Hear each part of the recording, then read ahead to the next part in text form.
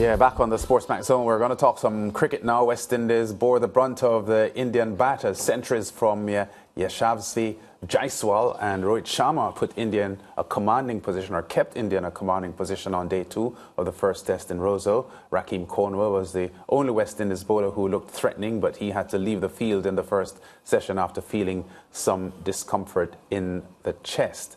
And the Indian batsmen flourished throughout the day and ending on a pretty strong position. Fazir Mohammed joins us now to recap what happened on the opening day, or the second day. Let's get those highlights, though, before we hear from Faz. That session with Sharma and Jaiswal, negotiating a disciplined opening spell from Holder and Roach, and then taking advantage on the extra pace of Alzari Joseph. Jaiswal brought up his maiden 50 in Test match cricket. Many people hoping that there's a lot more to come. Yeah! Cornwall had his moment where they had a review,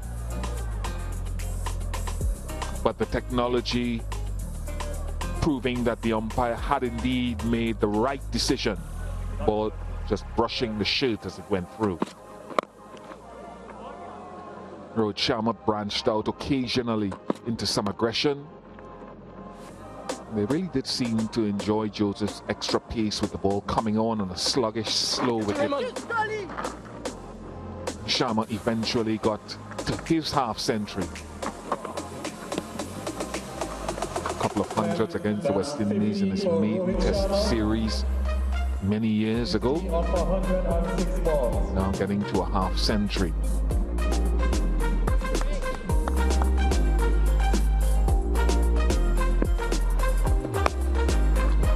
Both had to be very patient in that morning session. As we said, 66 runs were scored because the West Indies, I thought, were probing even the spinners. Jamel Warrican at times was able to cause 1 or 2 tremors. So 312 for 2 at stumps. The Indian team replying to the West Indies 150 all out. And the day 2 of the test match being played in Roseau, Dominica, continuing to be troubling for the West Indies. Our good friend Fazir Mohammed now joins us. Faz, more of the same from day 1.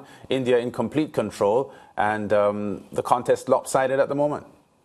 It is lopsided, because if you've been dismissed for 150, choosing to bat first, and then you've got your opponent still batting towards the end of day 2 to the extent that only 2 wickets are down, you know the writing is virtually on the wall unless it rains for most of the next 3 days, especially because the pitch is turning sharply. We even had Yashasvi Jaiswal at the end of the day's play. He's 143 not out, saying that it's turning too much. Imagine that, an Indian batsman talking about a pitch in the Caribbean turning too much. So it's very ominous, but credit to the West Indies for the fact that they stuck to their task, because it wasn't a case of the Indians scoring freely. Only 232 runs were scored in 90 overs, which again raises the question about the nature of our pitches in the Caribbean. But credit to the bowlers for sticking to the task.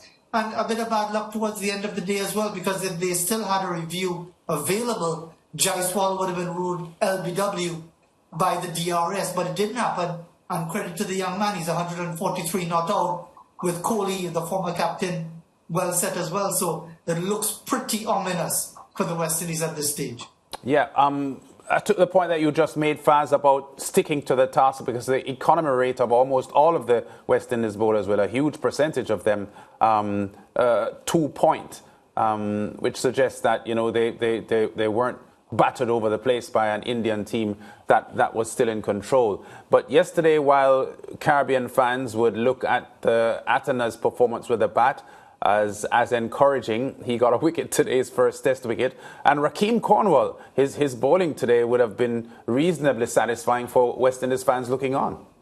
Absolutely, and even more disappointing. And yeah, you mentioned the fact that he was unavailable after the first session. That was a real loss for the West Indies, because clearly he was the one bowler who was threatening in that morning session because he had a couple of close shaves, a couple of appeals, a couple of referrals that didn't go the way of the West Indies, but clearly he was presenting a challenge. And I remember Virat Kohli talking about Rakeem Cornwall in 2019.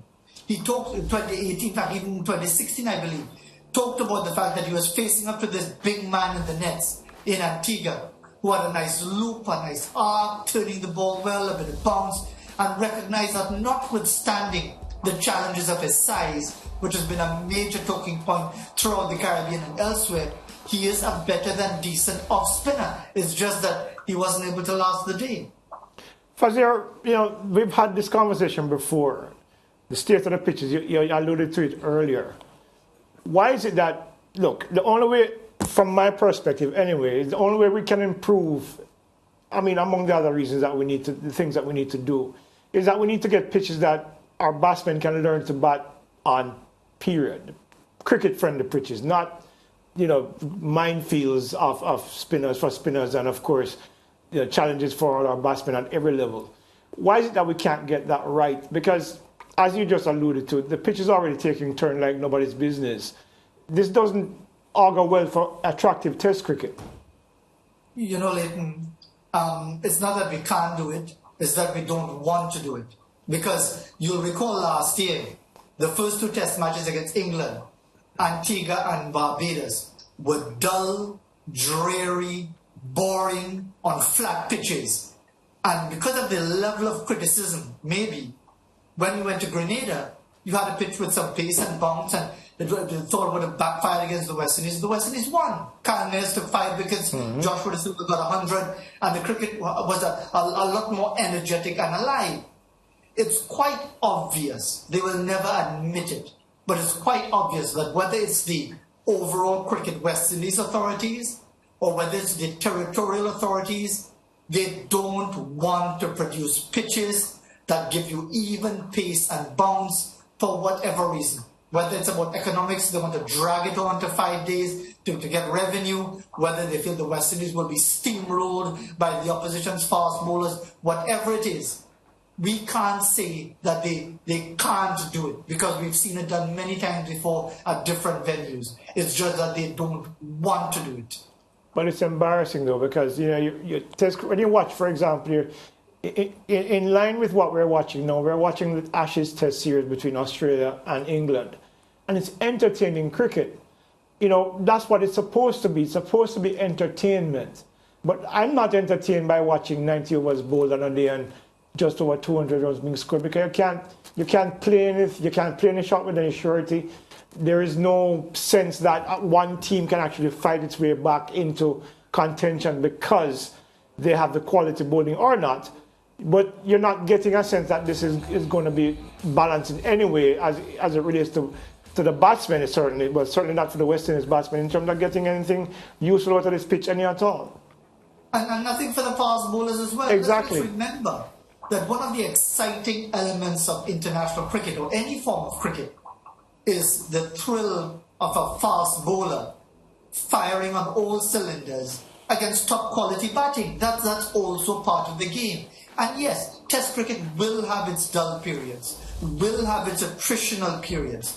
But when you have surfaces like this, which are so heavily weighted in favor of slow bowling, and again, credit to the slow bowlers for taking advantage of the conditions the Indians did on day one. It's up to the West Indies spinners to get back into the action going into the third morning.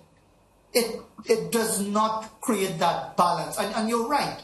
Whether you're talking about the Ashes, whether you're talking about cricket in Australia or South Africa, even pace and bounce encourages all elements of the game. Batting, bowling, spin, fast bowling. Because as you heard from Ravichandran Ashwin, it's not just about the turn, it's about the bounce. It's about the ability to get the batsman playing awkwardly to a delivery that's lifting sharply. So there are so many elements to it. But I have recognized, Leighton, that from the moment the West Indies started to struggle in the late 1990s and early 2000s, it became a clear policy of to take the life out of every international cricket pitch for Test cricket and let the match just drag on with one or two exceptions. And they wonder why nobody shows up at the matches, huh?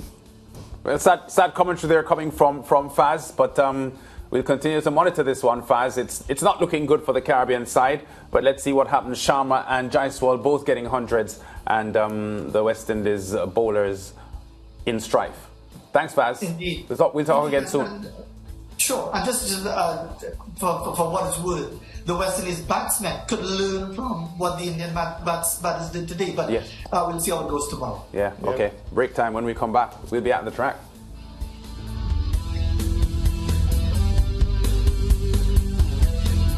Stay with SportsMax on YouTube and follow us on all social pages for updates, news and entertainment.